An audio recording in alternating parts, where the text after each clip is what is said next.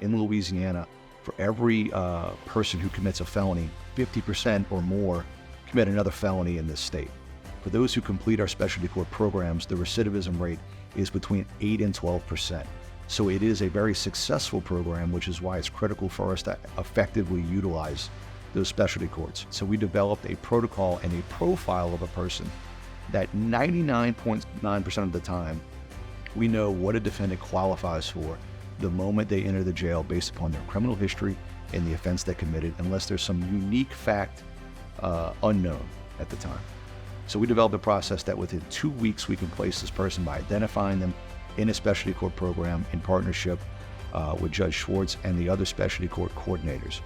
We have 8 specialty courts in operation right now, Veterans Court being one of them.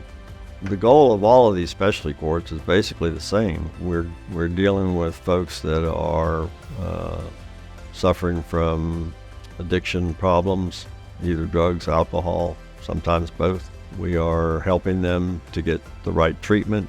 Each one gets their own specific treatment plan, and we're helping them not only rebuild their families but also to re-enter society in a very productive way. Yeah, I got a kid, his name was David Shook, and he got into a domestic violence situation. And at one point they did not want to put him in the program. But I looked at his DD-214, and he had been in the Air Force, and he was a dynamic aircraft mechanic. He worked on like 21 different aircraft. So he's a very special individual. So I had to go back to the powers that be and convince him to give this guy a chance. He got into the program, successfully completed the program, went back, got his bachelor's degree, and now he's an ordained minister. And he's a mentor in our program.